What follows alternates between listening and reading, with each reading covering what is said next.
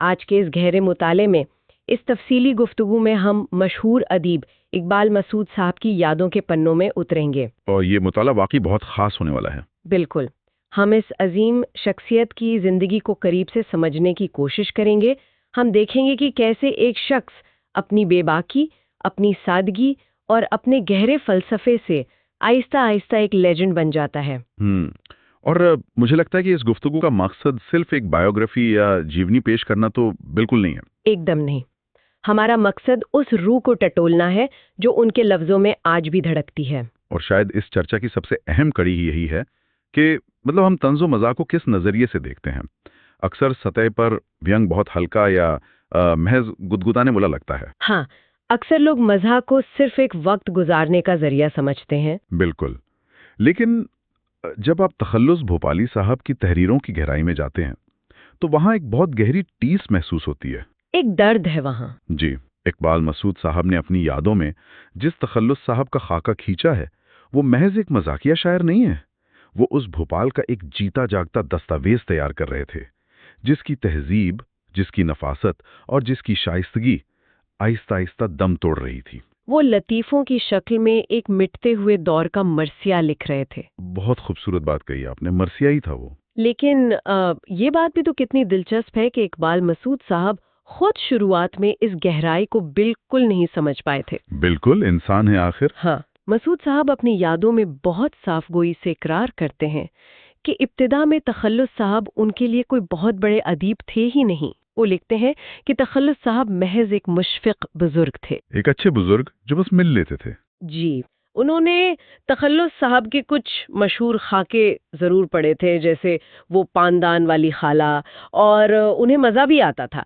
लेकिन मसूद साहब को लगता था कि यार तखल्लुस साहब तो वही आम भोपाली ज़बान इस्तेमाल कर रहे हैं जो सड़कों पर बोली जाती है। मतलब इसमें कोई खास अदबी कारनामा कहाँ है? यही सोचते थे वो कि ये तो हमारे आसपास की रोज़मर्रा की बोलचाल है, इसे अदब कैसे मान लें? देखिए, ये एक बहुत ही आम इंसानी फितरत है। हम अक्सर उस चीज़ की कदर नहीं करते जो हमारे बहुत करीब होती है या जो हमारी अपनी जुबान में बात करती है। हम दूली में महानता ढूंढते हैं। बिल्कुल।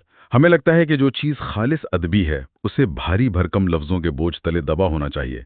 मसूद साहब का ये सोचना इसी जहनियत का हिस्सा था। लेकिन फिर एक ऐसा वाकया होता है जो उनके सोचने का पूरा मयार ही बदल देता है। और वो किस्सा मुझे बहुत मुतासिर करता है। ये वो लम्हा होता है जब एक स्थापित फनकार एक नौजवान की कोशिश को पहचानता है। जी मसूद साहब, उस वक्त सैफिया कॉलेज में आर्ट्स के पहले साल के तालिबे इल्म थे। उनका एक खालिस तंजिया मजमून कॉलेज के एक मुजल्ले में छपा। जुर्मे ज़ईफ़ी की सज़ा। बिल्कुल सही, जुर्म ज़ईफ़ी की सज़ा। और कुछ दिनों बाद अब्दुल कवी दसनवी साहब मसूद साहब के पास आते हैं और कहते हैं कि मियाँ तखल्लुस साहब तुम्हारे मजमून की बेहद तारीफ कर रहे थे। सुभान अल्लाह। जरा सोचिए उस नौजवान के दिल पर क्या गुजरी होगी। ये महज एक तारीफ नहीं थी, ये एक इल्हाम था। मसूद साहब लिखते हैं कि इसी एक जुमले ने उनकी आंखें खोल दी। और इसके बाद ही उन्होंने तखल्लुस साहब को एक नए नजरिए से पढ़ना शुरू किया होगा। जी, पुरानी किताबें खंगाली, अखबारों के पुराने पन्ने पलटे। और तब जाकर उन्हें ये एहसास हुआ कि जिस आम भोपाली जबान को वो मामूली समझ रहे थे, तखल्लुस साहब ने उसी जबान को एक ताकतवर हथियार बना लिया था। वो एक छुपे रुस्तम थे। वाकई छुपे रुस्तम। वो आम लोगों की जबान में उसी समाज के नासूरों पर इतनी बेबाकी से नश्तर चला रहे थे कि बड़े बड़े मुफक्किर भी हैरान रह जाएं। जब आप किसी आम जबान को अदब का दर्जा देते हैं तो आप असल में उन आम लोगों की जिंदगी को मकबूलियत बख्श रहे होते हैं। क्या बात है। मसूद साहब के अंदर ये जो गलतफहमी छटी और एक गहरी अकीदत पैदा हुई, ये असल में अदब की असली ताकत की जीत थी। लेकिन ये अकीदत सिर्फ उनकी कलम तक महदूद नहीं रही। जब हम तखल्लुस साहब की निजी जिंदगी और उनके किरदार की परतों को खोलते हैं तो एक ऐसा शख्स सामने आता है जो आज के दौर में लगभग नामुमकिन सा लगता है। एक वाकया जिसका जिक्र मसूद साहब ने किया है वो वाकई आज के इस सोशल मीडिया और बीआर के दौर में एक जबरदस्त तमाचा है। हाँ, नवाए सैफिया वाला किस्सा। जी। सैफिया कॉलेज के नौजवानों को अपना रिसाला नवाए सैफिया निकालने के लिए पैसों की सख्त जरूरत थी। कॉलेज के पास फंड नहीं था। और जब ये बात तखल्लुस साहब के कानों तक पहुंची तो उन्होंने आगे बढ़कर पूरी जिम्मेदारी अपने कंधों पर ले ली। खर्च उठाने को तैयार हो गए। लेकिन असली कहानी तो वो शर्त है जो उन्होंने इस खर्च को उठाने के एवज में रखी थी। जी, उन्होंने एक ही सख्त हिदायत दी थी कि इस सिलसिले में उनका नाम किसी भी सूरत में शाया ना किया जाए। कहीं नहीं छपना चाहिए। उनका नाम कहीं नहीं छपना चाहिए। आज के दौर में सोचिए, आज तो अगर कोई एक छोटी सी ईंट भी किसी इमारत में लगाता है तो चाहता है कि उस पर सोने के हर्फ में उसका नाम लिखा जाए। बिल्कुल, चैरिटी बिना तशहीर के तो आज के दौर में सोची भी नहीं जा सकती। ऐसे में एक शख्स इतनी बड़ी रकम खर्च कर रहा है और ख्वाहिश ये है कि किसी को कानो कान खबर ना हो। ये सखावत का वो आला मुकाम है जहाँ नेकी सिर्फ नेकी के लिए की जाती है, नाम के लिए नहीं। सही कहा। उनकी ये खामोश सखावत इस बात का सबूत है कि वो जो कुछ भी कर रहे थे वो अदब की तरक्की और उस नई नस्ल की हौसला अफजाई के लिए कर रहे थे। उनकी शाइस्तगी उनके दिखावे में नहीं, उनके खुलूस में बसती थी। महानता कोई लिबास नहीं है जिसे आप ओढ़ लें, ये एक फितरत है जो आपके हर अमल से खुद ब खुद झलकती है। और लिबास और दिखावे की जब बात आती है तो 1970 की सर्दियों की उस मुलाकात का जिक्र करना बहुत जरूरी हो जाता है। हाँ, वो पहली मुलाकात। मसूद साहब ने उसका जो नक्शा खींचा है वो बहुत विजुअल है। भारी जिस्म, छोटे छोटे बाल, तेज चमकती हुई आंखें और बारीक होंठ।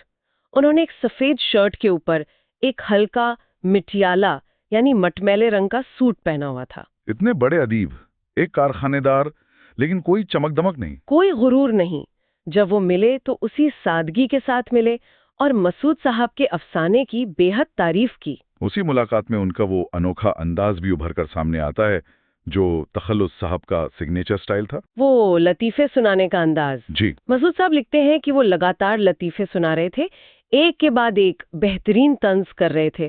सुनने वाले हंस हंस कर दोहरे हो रहे थे, लेकिन तखल्लुस साहब के अपने चेहरे पर संजीदगी तारी थी। क्या मजाल कि कोई मुस्कुराहट भी आ जाए। वो बिल्कुल सपाट चेहरे के साथ ऐसा तीखा तंज करते थे कि लोग हंसते हंसते जब उनके चेहरे की तरफ देखते तो झेंप कर अपनी हंसी रोक लेते। हाँ, और फिर जब सब चुप हो जाते तब अचानक तखल्लुस साहब का एक भारी भरकम गूंजता हुआ कहकहा कमरे में गूंज उठता था। ये एक अजीब सा कॉन्ट्रास्ट था उनकी शख्सियत में। लेकिन मेरे जहन में एक सवाल आता है, तखल्लुस साहब कोई गरीब या मामूली इंसान नहीं थे। वो मोटर पार्ट्स के एक बहुत बड़े कारखाने के मालिक थे। उनके पास दुनियावी हैसियत थी, पैसा था, रसूख था। बिल्कुल। तो फिर एक अमीर कारखानेदार सड़कों पर चलने वाले मजलूमों का, तांगे वालों का दर्द इतनी गहराई और सच्चाई से कैसे लिख सकता था? क्या इसमें एक विरोधाभास नहीं लगता? यही तो तखल्लुस भोपाली की शख्सियत का सबसे दिलचस्प पहलू है। उनका वो रसूख या उनकी दौलत कभी उनके जहन पर हावी नहीं हुई। मसूद साहब साफ लिखते हैं कि गुरूर जैसी छूत की बीमारी तखल्लुस साहब को कभी छू भी नहीं पाई। वाकई? वो अमीर जरूर थे, लेकिन उनका दिल हमेशा समाज के उस आखिरी आदमी के साथ धड़कता था। वो मजलूमों के हक में खड़े होते थे। उनकी यही जमीनी हकीकत से जो जुड़ाव था वही उनके तंज को इतनी धार देता था। वो किसी हवाबंद कमरे में बैठकर गरीबी पर रोने वाले खोखले अदीब नहीं थे। और वो किसी से डरते भी नहीं थे। हुकूमत के बड़े ओहदेदार हों या रसूखदार लोग, कोई भी उनकी कलम की जद से बच नहीं पाता था। जी। यहाँ तक कि मौलाना अली मियां जैसी मोहतरम शख्सियत, जिनकी वो खुद बेइंतहा इज्जत करते थे, उन्हें भी वो अपने लतीफों में घसीट लेते थे। उनमें पठानों वाली खूबी थी, कौल के पक्के और फैल के पक्के। उनकी यह हक़गोई किसी सियासी मकसद या किसी को नीचा दिखाने के लिए नहीं थी। ये एक दर्द था, एक सच बयां करने की बेताबी थी जो उन्हें मजबूर करती थी कि वो समाज के हर दोगलेपन पर बेबाकी से वार करें। इस बेबाकी और हक़गोई का एक बहुत ही शानदार और थोड़ा दिल को छू लेने वाला सबूत हमें उस वाक़ये में मिलता है जो 4 जनवरी 1974 को पेश आया। वो मशहूर इंटरव्यू। जी। मसूद साहब और डॉक्टर कमर अली शाह तखल्लुस साहब का एक तवील इंटरव्यू लेने उनके घर पहुंचे। मसूद साहब ने उस कमरे का जो खाका खींचा है वो सीधा आपको उस दौर में ले जाता है। एक अलग ही माहौल था वहाँ। दीवार पर शेर और चीते की तस्वीरें टंगी हैं, एक शिकार किए गए बारहसिंगे का सिर लगा है, कुछ बंदूकें टंगी हैं जो उनके बेटे के शौक का नतीजा थी। उस माहौल में वो 2-2.5 घंटे का इंटरव्यू चला।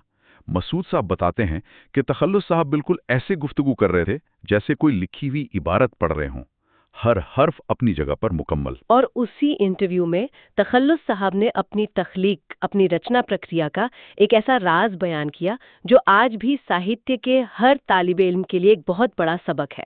वो तांगे वाले का किस्सा। बिल्कुल।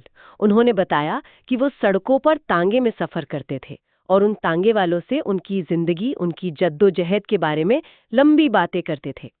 एक दिन एक तांगे वाले ने अपना दर्द बयान करते हुए कुछ ऐसा कहा जिसने हमेशा के लिए उर्दू अदब को एक नया किरदार दे दिया। वो जुमले क्या कमाल के थे। उस तांगे वाले ने कहा, मियाँ क्या बताऊं, दाना महंगा है। एक लड़का है, वो भी बिल्ली का गू, न लिपने का न पोतने का। यानी किसी काम का नहीं।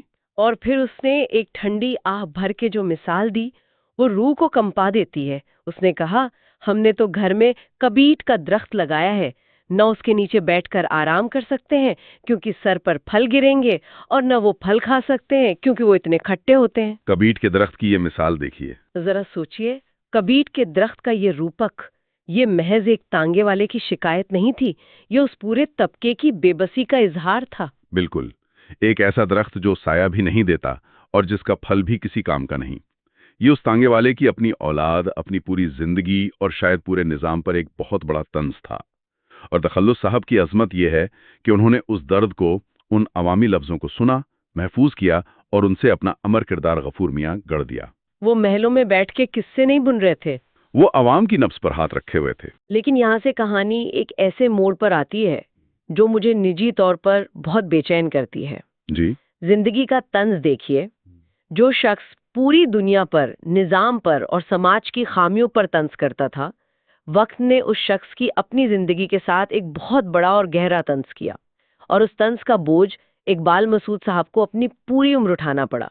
आप उस इंटरव्यू के न छप पाने वाले वाकये की तरफ इशारा कर रही हैं। जी, ये वाकई एक ऐसा अफसोस है जो हर इंसान को अपनी जिंदगी के किसी न किसी मोड़ पर महसूस होता है। मसूद साहब ने वो शानदार इंटरव्यू ले तो लिया था, लेकिन अपनी काहिली, अपनी सुस्ती की वजह से उसे साफ करके छपने के लिए भेजी नहीं पाए। तखल्लुस साहब जब भी उनसे मिलते बड़ी आजिजी से पूछते, खान वो इंटरव्यू कब छपेगा? और मसूद साहब हर बार टाल जाते। कल कर दूंगा, अगले हफ्ते कर दूंगा। फिर एक दिन डॉक्टर कमर अली शाह के घर पर एक अदबी प्रोग्राम हुआ। वहां भोपाल के सारे बड़े लोग मौजूद थे। मसूद साहब को अल्टीमेटम दिया गया कि आज आपको वो कच्चा इंटरव्यू पढ़कर सुनाना ही है। मसूद साहब ने रातों रात उसे जैसे तैसे साफ किया और अगले दिन पढ़ा। और जब उन्होंने पढ़ा तो तखल्लुस साहब बहुत खुश हुए, लेकिन उस खुशी के बीच उन्होंने एक ऐसी बात कह दी जो शायद उनके अंदर की एक गहरी उदासी का इजहार थी। वो जुमले सुनते हुए आज भी रोंगटे खड़े हो जाते हैं। उन्होंने हंसते हुए मसूद साहब से कहा, खान, मेरी जिंदगी में तो तुम ये इंटरव्यू छपवाओगे नहीं। क्या मेरे खुदा न खास्ता होने का इंतजार कर रहे हो? जैसे ही मैं अल्लाह को प्यारा हुआ, तुम प्रेस की तरफ दौड़ोगे। और फिर थोड़ा रुककर तखल्लुस साहब ने कहा, यही हमारे सामने छपवा दो, न जाने कब ऑफ हो जाऊं। न जाने कब ऑफ हो जाऊं। मसूद साहब लिखते हैं कि उनके जहन के किसी कोने में भी ये बात नहीं थी कि तखल्लुस साहब की ये बात सच साबित हो जाएगी। वो इंटरव्यू तखल्लुस साहब की जिंदगी में नहीं छप सका। ये बहुत भारी बात है। आज तक मसूद साहब जहनी तौर पर शर्मिंदा हैं, और उनकी एक छोटी सी सुस्ती ने इस शर्मिंदगी को क़यामत तक के लिए तवील कर दिया। ये तो आम वाकया नहीं है, ये हम सबकी जिंदगी का एक बहुत बड़ा सच है। हम अक्सर अपने आसपास मौजूद बुजुर्गों को, उन महान लोगों को बहुत हल्के में ले लेते हैं। हम सोचते हैं कि उनकी कहानियां कल रिकॉर्ड कर लेंगे, उनसे कल फुर्सत में बात करेंगे। लेकिन वो कल कभी आता नहीं है। मसूद साहब की ये शर्मिंदगी आज के हमारे जीवन का भी आईना है। किसी की कद्र उसकी मौजूदगी में करना ही असली अकीदत है। मरने के बाद तो दुनिया प्रेस की तरफ दौड़ती ही है, लेकिन असली सुकून तो तब है जब वो शख्स अपनी तारीफ, अपनी इज्जत अपने कानों से सुन सके। बिल्कुल, और तखल्लुस साहब इस इज्जत के वाकई हकदार थे, क्योंकि वो सिर्फ एक अच्छे तंजबिगार नहीं थे, वो नई नस्ल के लिए एक बहुत बड़े हौसला अफजा इंसान भी थे। सैफिया कॉलेज की उस जादुई शाम का जिक्र किए बिना हम तखल्लुस साहब की शख्सियत को पूरी तरह नहीं समझ सकते। वो वाकई एक जादुई महफिल थी। कॉलेज में कारवाए सफिया ने तंजो मज़ाह की एक शाम रखी थी। वहाँ नई नस्ल के बेहतरीन नौजवान मौजूद थे।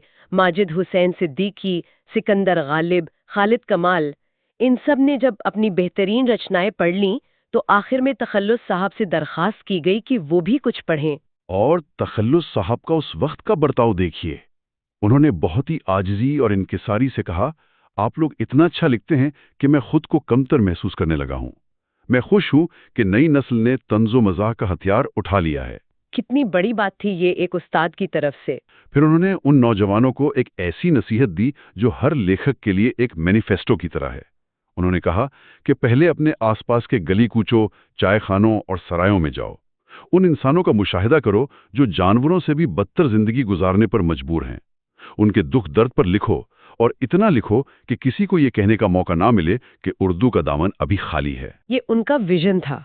वो तंज को महज लतीफेबाजी के दलदल से निकालकर समाज का आईना बनाना चाहते थे। और फिर आता है उस शाम का चरमोत्कर्ष। लोगों की बेतहाशा फरमाइश पर तखल्लुस साहब ने अपना मशहूर मजमून पढ़ना शुरू किया। मकतूबे गालिब बना अब्दुल अहद खान। वो खत महज एक पैरोडी नहीं था। मसूद साहब ने बिल्कुल सही लिखा है कि इस खत में तखल्लुस साहब ने सिर्फ मिर्जा गालिब के गम बयान नहीं किए थे, बल्कि अपनी यतीम कौम के दुखों को, अपने समाज के दर्द को इस खूबसूरती से पिरो दिया था कि पूरी महफिल उन पर फिदा हो गई। रशीद हसन खान का वो कौल यहाँ बिल्कुल सटीक बैठता है कि हमारी तनकीद आज जिस साफगोई से महरूम है, तखल्लुस साहब ने मज़ाह में उसी सच्चाई को समो दिया था। उनके फिक्रों की शगुफ्तगी में एक अजीब सी कशिश थी। जरा उस माहौल का तसव्वुर कीजिए। जब तखल्लुस साहब ने वो खत पढ़ना खत्म किया तो पूरे हॉल में एक गहरा सन्नाटा छा गया था। लोग जैसे उनके लफ्जों के जादू में उस सहर में गिरफ्तार हो गए थे। किसी की हिम्मत नहीं हो रही थी कि उस खामोशी को तोड़े। और फिर जैसे ही वो अपनी कुर्सी पर बैठने के लिए मुड़े, वो जादू टूटा और पूरे हॉल में जोरदार तालियों की गूंज उठी। वो एक ऐसा लम्हा था जहां वक्त जैसे ठहर गया था, उनका अपना चेहरा जज्बात से सुर्ख हो रहा था। और इसके बाद उन्होंने जो किया वो और भी अजीम था।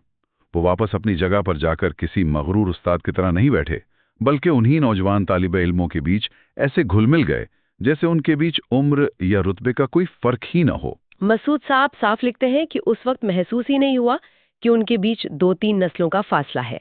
तखल्लुस साहब ने अपनी मोहब्बत, अपने खुलूस और अपनी बेबाकी से उस जनरेशन गैप को पूरी तरह पाट दिया था। वो सच में उस शेर की अमली तस्वीर थे, सोहबत अहले सफा, नूर हुजूर सुरूर। अगर हम आज की इस पूरी गुफ्तगू को समेटना चाहें तो तखल्लुस भोपाली साहब की विरासत सिर्फ कुछ खाकों या मज़ामीन तक महदूद नहीं है। मर्द किरदार खड़े हैं जो उर्दू अदब के आसमान में हमेशा खोजी और चचा छक्कन की तरह चमकते रहेंगे। उन्होंने सिर्फ भोपाल के गुजरते हुए दौर को ही नहीं, बल्कि एक बहुत बड़े तबके की जद्दोजहद को जिस सच्चाई और साफगोई से कागज पर उतारा, वो सिर्फ उन्हीं का हक था। इकबाल मसूद साहब का ये अफसोस बिल्कुल जायज़ है कि तखल्लुस साहब हमसे ऐसे वक्त में जुदा हुए जब इस समाज और हमारे अदब को उनके जैसे बेबाक लोगों की सबसे ज्यादा जरूरत थी। लेकिन वो दरहकीकत हमसे जुदा नहीं हुए हैं। उनकी तहरीरें आज भी जिंदा हैं। उनकी तहरीरें आज के इस मशीनी, तेज रफ्तार और दिखावे से भरे दौर के अंधेरे में एक रोशन चिराग की तरह हमें रास्ता दिखा रही हैं। इकबाल मसूद साहब ने उन्हें अपना आखिरी सलाम पेश करते हुए क्या खूब कहा है। जी, मर्द खुदा का अमल, इश्क से साहिब फरोग, इश्क है असले हयात, मौत है उस पर हराम। बेहतरीन, मौत है उस पर हराम। आज की इस गुफ्तगू के आखिर में मैं हमारे सुनने वालों के जहन में एक सवाल छोड़ना चाहती हूँ। तखल्लुस साहब ने अपने आसपास के आम लोगों को एक मामूली तांगे वाले की बातों को सुनकर उसके दर्द को महसूस करके अमर किरदार गढ़ दिए थे। आज के इस तेज रफ्तार, शोर शराबे और सोशल मीडिया की दुनिया में जहां हम लगातार स्क्रीन्स पर दुनिया देख रहे हैं, क्या हम अपने आसपास के असल लोगों को, उनके दर्द को, उनकी कहानियों को इतनी गहराई से सुन पा रहे हैं, या फिर हम अनजाने में ही अपने आसपास बिखरी उन कहानियों को हमेशा के लिए खोते जा रहे हैं जो कल को हमारे अपने दौर की सबसे सच्ची और ताकतवर गवाह बन सकती थी।